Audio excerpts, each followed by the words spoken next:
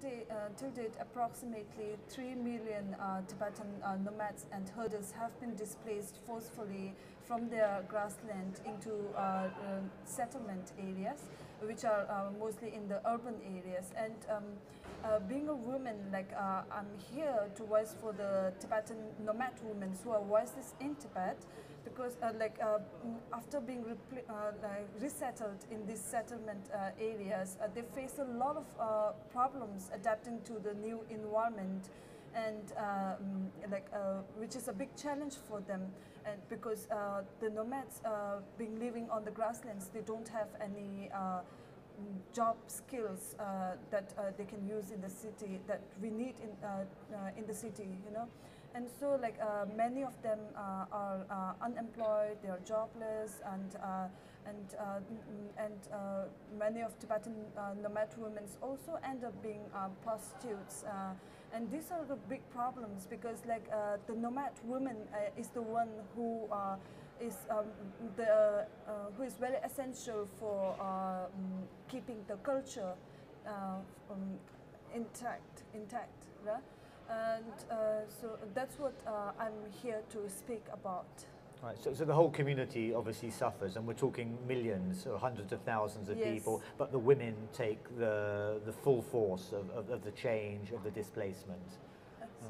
Yeah, so it's the women who suffer more, you know, the whole community suffers, but the women are suffering more than the men because, Obviously, the whole community is suffering. I mean, I'm talking about 1.46 million nomads being displaced from the grasslands. They are all suffering, but women and children are always most vulnerable when it comes to climate change or anything.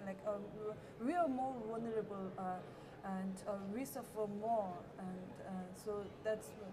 Right. And how long has this been going on for? When did it start, this displacement of nomad people? How long have they been living in the urban areas? This Chinese policy, this is a Chinese policy that started in since 1980, 80s, like that.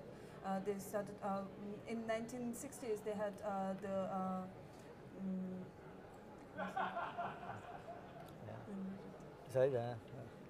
since the displacement, the displacement.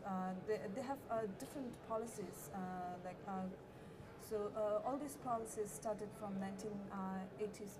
Right. So you're here to give a voice, to protest about the situation of these nomad people and the women in particular. What form of protest do they have? You know, how can their voice be heard in Tibet? In China, is the voice heard? Well, it's very because of lack of freedom. The voice of not just Tibetan nomad women, but all the Tibetans are very hard to be heard, and that's why this is the desperate measure. I have this number here, 92. What does 92 mean?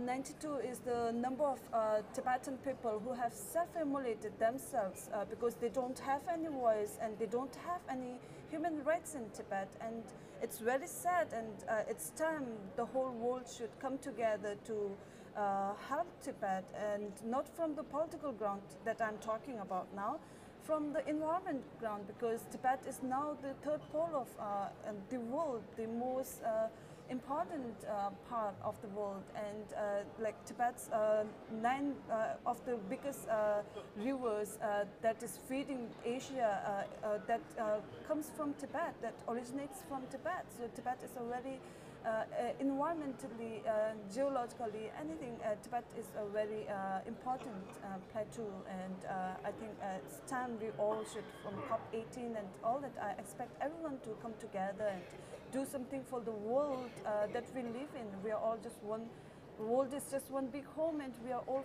families, and so it's time we all come together.